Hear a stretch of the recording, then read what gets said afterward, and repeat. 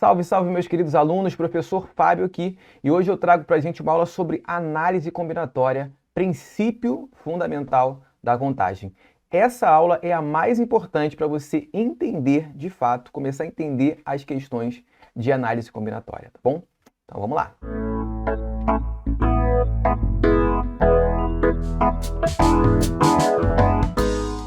Gente, a análise combinatória trabalha com contagem, tá? No ensino médio, o objetivo principal da análise combinatória é contar elementos de um conjunto. Contar elementos, se o conjunto tiver poucos elementos, é fácil, tá? A gente já faz isso na escola, lá na pré-escola. Mas quando o conjunto tem muitos elementos, então a gente vai precisar de algumas técnicas para a gente saber quantos são os elementos desses conjuntos, né? Mesmo que a gente não saiba quais são, mas como o número geralmente vai ser grande, a gente vai estar preocupado sempre em quantos são os elementos de um determinado conjunto. E para isso, a análise combinatória vai trazer um conjunto de técnicas para a gente fazer esse tipo de contagem, né? Só que o princípio fundamental, a estrutura básica de toda a questão de análise combinatória é o princípio fundamental da contagem, que é o nosso tema de hoje, né?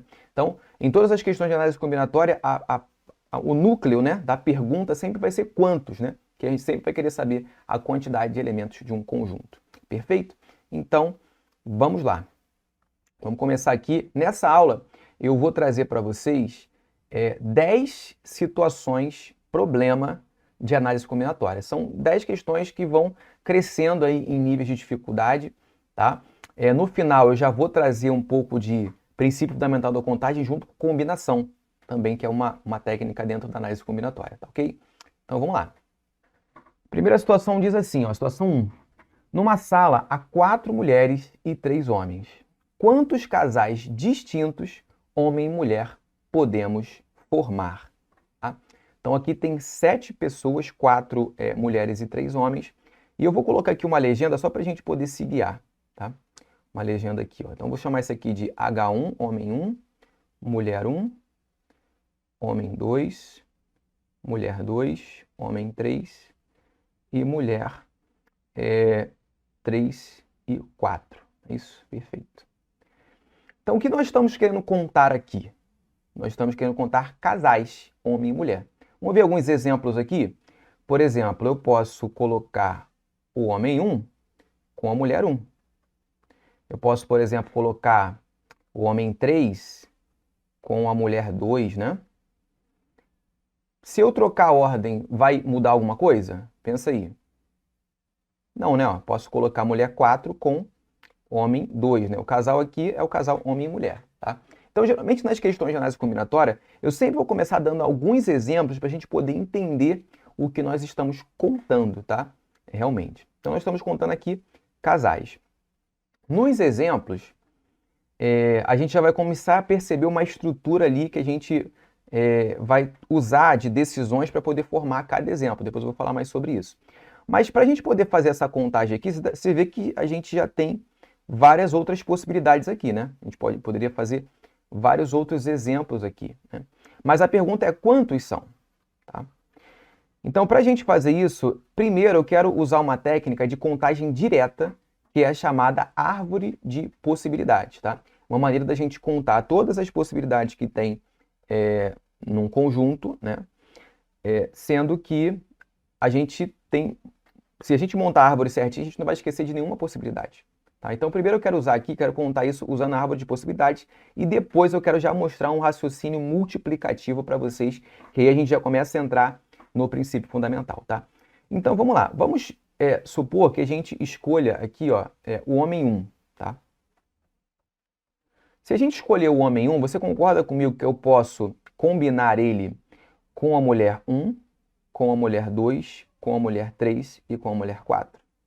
Então, para o homem 1, a gente pode ter aqui, ó, essas 4 possibilidades, né? Vamos anotar aqui, ó. Vou colocar assim, ó, 1, tá? Significa homem 1 com mulher 1, homem 1 com mulher 2, homem 1 com mulher 3 e homem 1 com mulher 4. Ou seja, aqui eu estou fazendo, ó, todas as possibilidades de casais, sendo que o homem 1 vai ser sempre escolhido. Então aqui eu tenho 4 possibilidades, tá? Aqui a gente enxerga as setinhas como se fossem os galhos de uma árvore, por isso que o nome é árvore de possibilidades. Aqui eu já consegui 4 possibilidades, tá? Eu vou completar aqui a árvore para a gente poder ver como vai ficar isso no final, tá? Beleza, pessoal, terminei aqui, ó. Então aqui ficou assim a nossa árvore. O que eu fiz depois, ó? Eu coloquei, já tinha colocado todos os casos em que o homem 1 vai ser escolhido, então isso aqui vai gerar 4 casais. Depois, com o homem 2 escolhido, isso gera mais 4 casais diferentes. E depois, se a gente escolher o homem 3, isso vai gerar outros 4 casais. Então dá para a gente contar aqui diretamente, ó, que nós vamos ter aqui, ó, 12 possibilidades, né? Então aqui, ó, 12 possibilidades. Então esse é o resultado final. Então quantos casais distintos, homem e mulher, a gente pode formar? 12 casais, tá? Isso aqui foi uma contagem direta usando a árvore de possibilidades. Mas eu quero te mostrar também já aqui, ó, um raciocínio multiplicativo, tá? Ó. Como é que funciona isso? Toda vez que você fizer a primeira escolha, ou seja, escolher o homem, repara que para cada homem você vai, como eu falei, gerar 4 possibilidades. Ó. Você vai gerar um grupo de 4 possibilidades. Então, o que você vai ter aqui, no final, para o homem 1, você vai ter 4 possibilidades, mais 4 do homem 2 e mais 4 se você escolher o homem 3. Ou seja, cada uma da primeira etapa vai gerar 4 na segunda etapa. Ou seja, você vai ter 4 mais 4 mais 4, ou seja, 3 vezes 4. Isso aqui vai dar 12. Perfeito? Esse raciocínio a gente pode repetir, inclusive, se a gente tivesse mais homens, né? Então, por exemplo, se a gente tivesse aqui 5 homens, ó, e ainda 4 mulheres, ó, cada homem escolhido na primeira etapa geraria 4 possibilidades na segunda. Ou seja, esse 4 aqui seria somado 5 vezes, ó.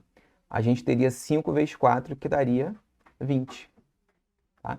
Então, isso aqui seria uma maneira da gente resolver de uma maneira bem rápida esse problema, mesmo que agora a gente tivesse mais homens ou mais mulheres, né? Então, aqui a gente tem 3 homens e cada um desses homens gera 4 possibilidades, ou seja, nós temos 3 vezes 4. Isso aqui vai dar 12 possibilidades, 12 casais, né? Aqui, ó. 12 casais, perfeito? Essa essência do raciocínio multiplicativo,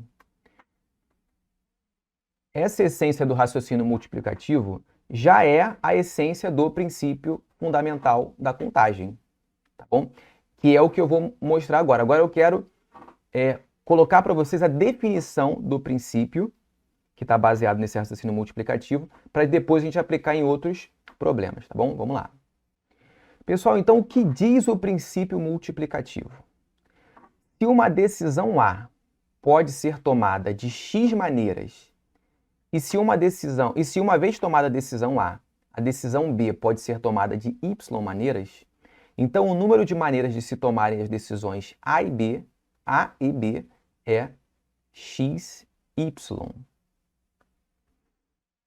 Tomei a decisão A e agora eu quero, na sequência, tomar uma decisão B. Só que cada uma dessas decisões tem uma quantidade de maneiras de ser tomada, né, de possibilidades.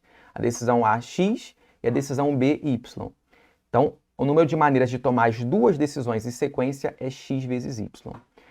Vamos voltar naquele problema lá? Pensa assim nessa estrutura, ó. Quando a gente vai montar um exemplo aqui dos casais, a gente precisa escolher um homem primeiro, tá? Nessa sequência que eu coloquei, escolher o homem e depois a mulher. Quando a gente vai escolher o homem, a gente pode tomar essa decisão de 3 maneiras diferentes. Depois, quando a gente vai escolher a mulher, a gente pode tomar essa decisão de 4 maneiras diferentes. Então, aqui, a gente precisa tomar 2 decisões, uma com 3 e outra com 4.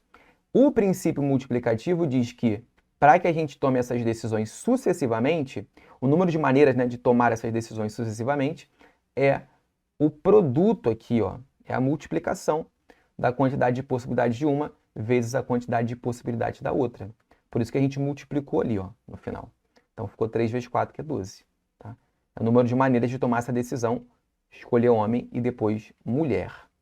Perfeito? Esse é o princípio fundamental da contagem, essa é a base de tudo. Vamos dar uma olhadinha aqui numa segunda situação aqui, tá? Essa situação eu ainda vou resolver pela árvore de possibilidades, mas depois eu vou aplicar de novo o princípio multiplicativo.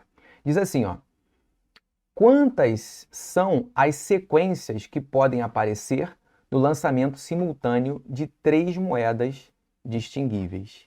Tá? Então, lançou 3 moedas diferentes, sei lá, uma de 5, uma de 10, outra de 50 centavos. E você vai anotar as sequências de cara e coroa que apareceram, tá? Aqui eu não botei sequência de resultados possíveis, é o quê? A sequência de cara ou coroa que pode acontecer. Então, vamos combinar já aqui uma nomenclatura, ó. Vamos dizer assim, C de cara, tá? Então, quando sair cara numa moeda, a gente bota C. Quando sair coroa, né? Aquela linguagem clássica dos livros, a gente bota K. Então, tá aqui, ó, coroa. Tá? Então, vamos montar alguns exemplos aqui, só para a gente se ambientar e ver o que exatamente nós estamos contando, ó. Então, nós vamos lançar as 3 moedas. Então, para a primeira moeda, o que pode sair nela? Pode sair cara, por exemplo? Pode. E na segunda moeda, cara de novo? Pode ser que sim. E depois na terceira, coroa? Sim. Então, isso aqui é uma sequência possível. Cara, cara, coroa. Outro aqui, ó. Coroa, cara e cara? Pode ser. Mais uma, coroa, coroa nas 2 primeiras e cara na última? Sim. Então, gente, é isso aqui que a gente está contando. São sequências de resultado cara ou coroa que podem acontecer em cada uma dessas 3 moedas que vão ser lançadas. Professor, tem mais possibilidade do que essa aqui? Provavelmente sim. Então, o que a gente vai fazer agora, o que ele quer saber é contar quantas são as possibilidades de resultado que podem aparecer, tá? Então, deixa eu apagar isso aqui. Vamos lá fazer primeiro pela árvore de possibilidades, tá? Eu vou começar aqui, depois eu vou adiantar para a gente poder já ver logo ela completa. Mas como é que funciona a estrutura aqui? Repara que quando a gente vai montar um exemplo, a gente tem que escolher uma ordem para começar a fazer, né? Então, por exemplo, aqui eu posso começar escolhendo o que eu vou colocar na primeira moeda. E para colocar isso, eu tenho 2 possibilidades. Eu vou em cara ou coroa. Uma vez que eu escolho, por exemplo, cara para a primeira moeda, agora eu vou para a segunda moeda. Posso escolher o quê? Cara ou coroa. Uma vez que eu escolho o resultado da segunda moeda, cara ou coroa, eu venho para a terceira moeda. Posso escolher o quê? Cara ou coroa. Então aqui a gente vai formando a árvore, ó. Aqui essa sequência aqui, ó. Isso aqui é uma sequência de decisões que eu tomei. Escolhi cara na primeira, cara na segunda e cara na terceira. Então isso aqui já é uma possibilidade ali, que eu vou anotar, ó. Sequências cara, cara e cara. Tá? Fazer... aqui já tem mais uma, né, ó. Aqui, ó, tá vendo? Aqui eu já gero mais uma possibilidade. Cara na primeira, cara na segunda e coroa na terceira. Então isso aqui vai ficar cara, cara e coroa. E assim a gente vai preenchendo a árvore e sempre no final ali de cada ramo da árvore a gente vai colocando as sequências, tá? Vou preencher aqui e vou colocar. Pronto, tá aqui, gente, ó, todas as possibilidades, tá? Quantas são aqui? Se a gente contar, ó, isso aqui vai dar 8 possibilidades. Tá? A chance da gente esquecer alguma a gente fazendo sem uma organização é grande, então por isso que a gente está usando a árvore de possibilidades aqui. Mais uma, já vamos usar a técnica do princípio fundamental da contagem também. Eu sei que o resultado dá 8, mas agora eu quero fazer pelo princípio. Ó, então vamos lá. Toda vez que a gente monta um exemplo, a gente passa por quantas decisões? 3 decisões. Quais são essas, professor? Essas decisões? Escolha da primeira moeda, escolha da segunda moeda, escolha da terceira moeda, do resultado de cada uma delas, né? Só que para a primeira moeda, a gente tem 2 possibilidades. Para a segunda, a gente pode tomar essa decisão de 2 maneiras. E para a terceira, a gente pode tomar essa decisão de escolher o resultado dela de 2 maneiras. Então, de quantas maneiras a gente pode tomar a decisão 1, e a decisão 2, e a decisão 3? Pelo princípio multiplicativo, vai ficar 2 vezes 2 vezes 2, que vai dar 8. Ou seja, são 8 possibilidades quando a gente toma essas 3 decisões em sequência. Tá? Então, são 8 casos aqui. Beleza? Então, é isso. Nesses dois primeiros exemplos, o que realmente fazer pela árvore de possibilidades, para a gente poder contar diretamente e depois contar indiretamente pelo princípio multiplicativo. Gente, nas questões de combinatória, geralmente nós vamos estar nos importando em contar indiretamente, ou seja, a gente vai contar apenas quantos são, não necessariamente exibir quais são esses elementos, porque agora a gente vai trabalhar com conjuntos com um grande número de elementos. Aqui foi geralmente tranquilo, né? O primeiro foi 12 elementos, que foram os casais, e agora teve 8 sequências, então relativamente um número pequeno. Mas agora a gente vai trabalhar com conjuntos com números grandes de elementos. Então, para isso, a gente vai usar somente o princípio fundamental da contagem. Show de bola? Então, vamos para a terceira situação. Pessoal, então vamos lá para a questão da situação 3 aqui, ó. Quantos, lembra que eu falei? Toda questão de combinatória vai começar, ou vai ter em algum momento na pergunta, quantos. Ele quer saber quantidade de elementos de um conjunto. Vamos lá. Quantos números de 3 algarismos distintos existem? Esse é o conjunto que nós estamos querendo contar. Números de 3 algarismos distintos. Vamos dar alguns exemplos aqui? Vou botar aqui alguns, hein? Pensa aí também, ó. Por exemplo, pode ser 3, 4... Não, tem que ser assim, né? 345 serve? Bom, tem 3 algarismos, eles são distintos, né? São diferentes. Não pode repetir isso que ele está querendo dizer. Outro, 123, 467, olha aqui, ó. Alguns exemplos, ó. 384, 384, né? Então, aqui são alguns exemplos, né? Então, começa a pensar no seguinte, para você montar um exemplo desse aqui, você tem que tomar quantas decisões, hein? Pensa aí. 3 decisões, né? Ou seja, quando a gente vai montar um exemplo, nós temos que tomar a decisão de escolher a centena do número, a dezena e a unidade. São 3 decisões que a gente precisa tomar aqui.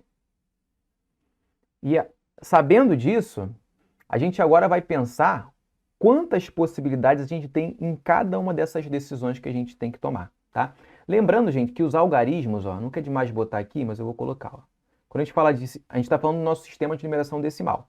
Então, os algarismos são 0, 1. Então, aqui estão os algarismos do nosso sistema de numeração decimal. Quando ele vai montar esse número, em cada uma dessas decisões, a gente vai ter que pensar nesses elementos que estão aqui, nesse conjunto de algarismos, tá? Mas vamos lá.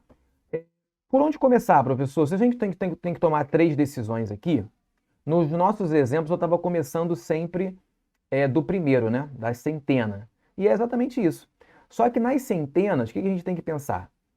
Para formar um número de 3 algarismos, as centenas não podem ser nulas, tá? Então quer dizer que aqui no início, nessa primeira decisão, a gente não pode escolher o número 0. Ou seja, a gente pode escolher qualquer um desses 9 algarismos que estão aqui, de 1 a 9, né? Então aqui, para a nossa primeira decisão, nós temos 9 possibilidades, porque não pode sair o 0, tá? Só que dessas 9, quando a gente vai montar o nosso exemplo, a gente escolhe uma, né? Então, por exemplo, aqui, vamos supor, tá? Vamos supor que eu tenha escolhido aqui no primeiro lugar o número 4. Então, quando a gente vem para escolher as dezenas, a gente não pode escolher o número 4 mais, tá? Então, quantas possibilidades nós vamos ter para a dezena? A gente não pode escolher o 4, só que dessa vez nas dezenas a gente pode escolher o 0. O 0 não pode sair no primeiro lugar, mas pode sair no segundo, tá? Então, a gente vai ter aqui, quantas, hein? 9 possibilidades de novo, né? Que a gente só não vai poder colocar aqui no segundo lugar esse número 4 que já saiu ali no início. Então, a gente pode escolher qualquer um dos outros 9 algarismos que sobraram, lembrando que o 0 está voltando. Agora que a gente já escolheu 2 algarismos aqui, a gente vai para o terceiro algarismo, que seria das unidades, tá? Então, aqui vai dar 8 possibilidades, tá? E agora, professor, são 3 decisões que a gente tem que tomar, cada uma delas tem esse número de possibilidades. Então, pelo PFC, princípio fundamental da contagem, se temos que tomar essas decisões em sequência, então fica 9 vezes 9 vezes 8. Essa conta eu anotei que vai dar 648, ou seja, existem 648 números de 3 algarismos distintos.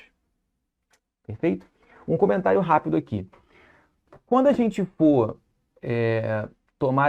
escolher as decisões para a gente tomar, é importante que a gente sempre comece pela decisão mais restrita. Tá? Então, como a gente tinha 3 decisões aqui, centena, dezena e unidade, a decisão mais restrita, cara, é as centenas. Porque nas centenas a gente não podia botar o zero. Teoricamente, nos outros lugares a gente pode colocar qualquer algarismo, né? Dezena, unidade, né? Se a gente começasse por eles. Mas as centenas é o único lugar que a gente não pode colocar um algarismo, que é o zero. Então a gente vai dizer que a decisão aqui que a gente tem que tomar, que é mais restrita, é a decisão de escolher as centenas. Então por isso que a gente começou dela. Depois a gente vai aplicar esse princípio em outras situações também, beleza? Então vamos para a situação 4. Diz assim: quantos são os gabaritos possíveis de um teste de 5 questões de múltipla escolha com 2 alternativas por questão, seja verdadeiro ou falso? Quantos? Estamos contando elementos de um conjunto. Professor, mas que elementos são esses?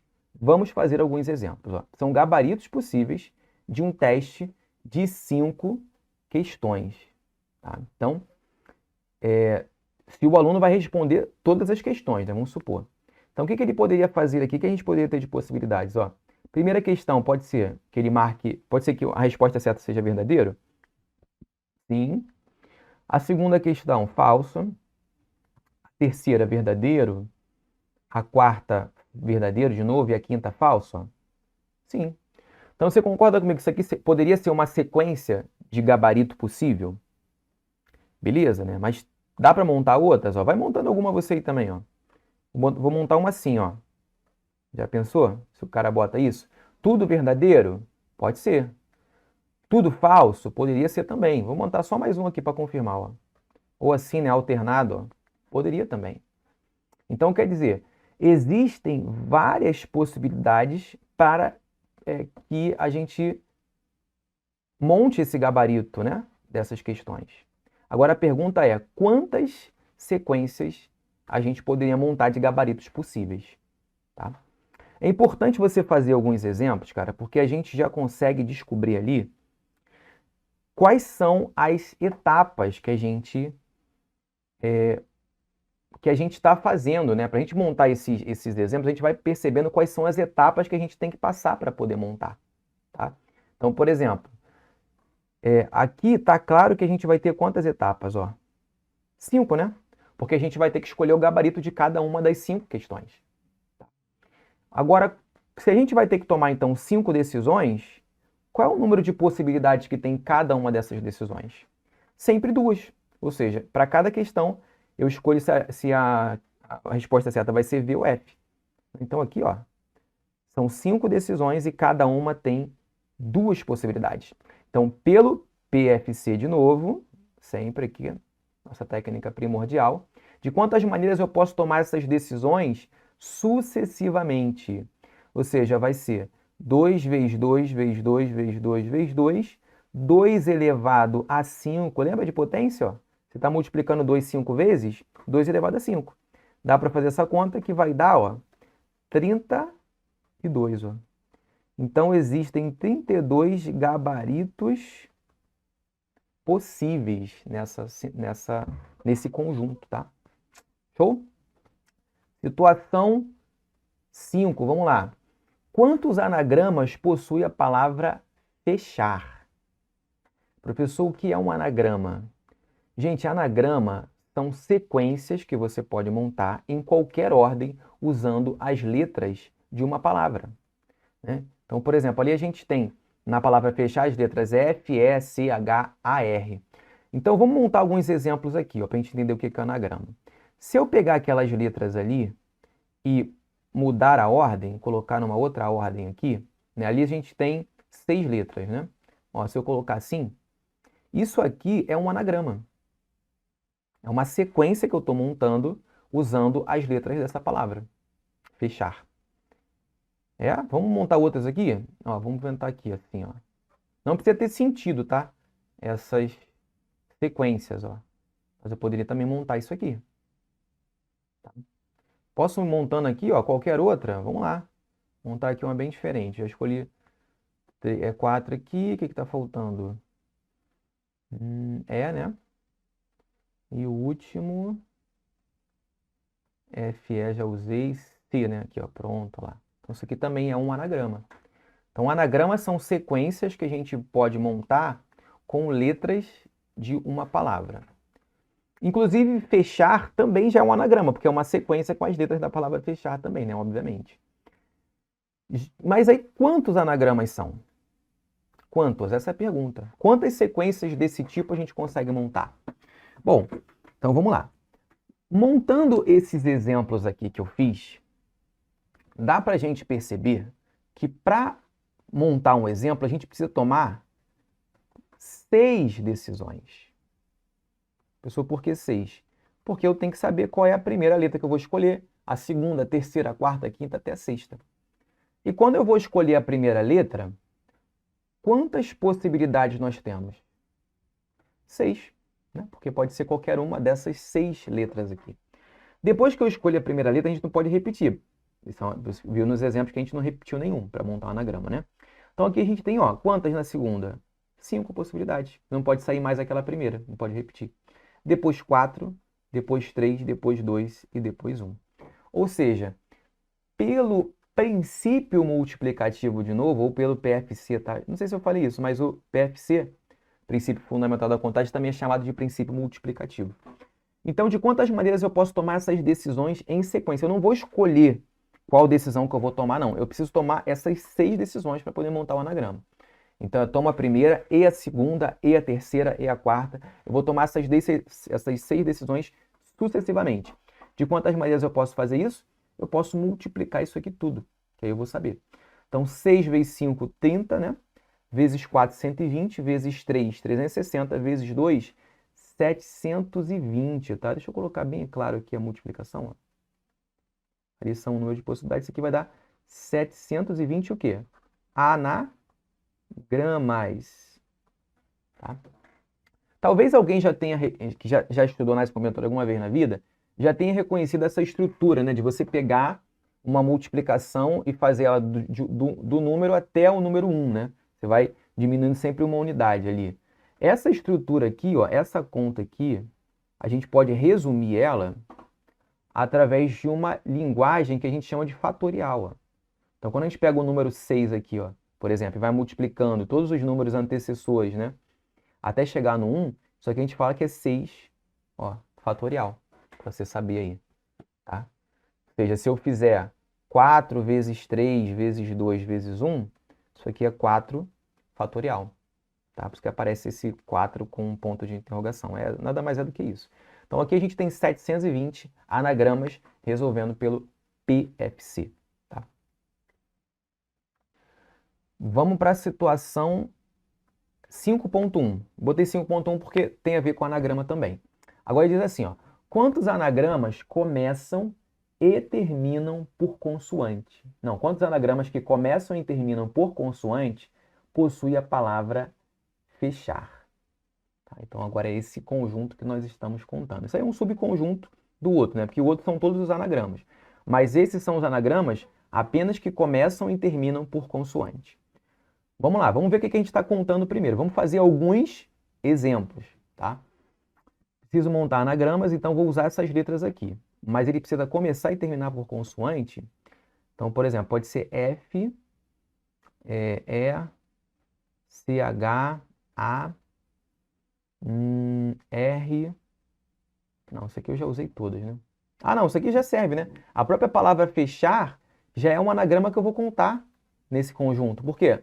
Porque começa e termina por consoante, certo? Deixa eu montar outro aqui, ó. H, E, A, C, R, F aqui, ó. Pode ser? Pode ser também, né? Começa e termina por consoante? Sim. Tá? E por aí vai. Mas você já está percebendo uma estrutura aqui? Para a gente montar um anagrama desse, o que seria interessante a gente fazer? A gente sabe que vai tomar 6 decisões, né? Mas olha só o que seria interessante fazer para a gente montar um exemplo rápido aqui. Você viu que eu fiquei pensando um pouquinho, né? Por quê? Se a gente estrutura o conjunto de decisões de repente assim, ó, como? Escolher a primeira consoante, a consoante que vai começar, por exemplo, H, e depois eu vou lá para o final, escolho a consoante que vai terminar, ó.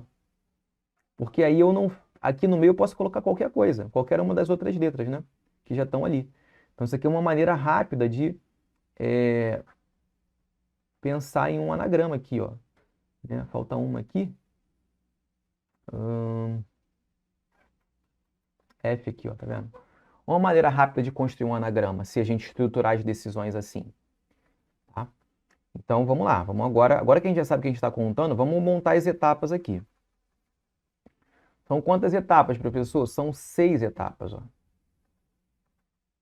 Só que, olha que interessante, que eu vou lembrar uma coisa que eu falei no outro exemplo. Dessas 6 etapas, a gente tem etapas, a gente tem decisões que são mais restritas do que outras, tá? Quais são essas? A primeira decisão, que ela tem que ser uma consoante, não pode ser qualquer letra. E para a primeira decisão, a gente tem 4 possibilidades, não é isso? Isso aqui. E depois, uma outra decisão que é tão restrita quanto essa, é a última decisão. Porque é a 6ª decisão. Porque a gente tem que escolher de novo consoante. Então, uma vez que a gente já escolheu consoante no primeiro lugar, a gente vai escolher consoante no segundo também, no último lugar, mas agora com 3 possibilidades, tá? Escolhemos uma aqui, ficou 3 lá. E agora, professor, aqui no meio, ó, tem 4 possibilidades para a primeira letra, mas eu escolhi uma. Tem 3 possibilidades para a última letra, uma vez que eu escolhi a primeira. Então, já escolhi 2 letras. Agora, para a segunda letra, faltam 4, né? Porque se eu tivesse escolhido, por exemplo, no primeiro lugar F e no último lugar R, ficaria faltando aqui E, C, H e A. Tá? Então, quer dizer, por segundo lugar, a gente teria 4 possibilidades. Para a terceira letra, uma vez que eu já escolhi 3 letras, eu vou ter 3 possibilidades. Para a segunda letra, agora eu tenho 2, e para a última letra eu tenho 1. Então, são 6 decisões, e essa é o número de maneiras. Então, repara bem isso. Eu não necessariamente coloquei escolhi as possibilidades na ordem que aparece, tá? Não. Escolhi primeiro aqui, no primeiro lugar, depois eu fui lá para o último lugar. Tá? Por quê? Seguindo aquela ideia de tomar as decisões mais restritas primeiro, tá? Agora, multiplicando isso aqui, ficaria 4 vezes 4, vezes 3, vezes 2, vezes 1, vezes 3, tá? Desculpa. Eu anotei aqui, isso aqui vai dar 288 anagramas. 288 anagramas nessa situação, beleza? Olá, pessoal! Então eu decidi dividir esse vídeo em 2 partes. Essa foi a primeira parte que você acabou de assistir, com as 5 primeiras situações de problema. E na próxima a gente vai ter mais 5, né, situações, sempre crescendo a dificuldade e acrescentando elementos novos para você acompanhar e ter uma visão geral dessa matéria, tá bom? Se você assistiu até agora, eu te peço para você curtir esse vídeo, se inscreva no nosso canal aqui do YouTube também, lá no nosso canal do Telegram, para você receber materiais exclusivos da UERJ e do Enem também, tá bom? Valeu, um abraço, até a próxima.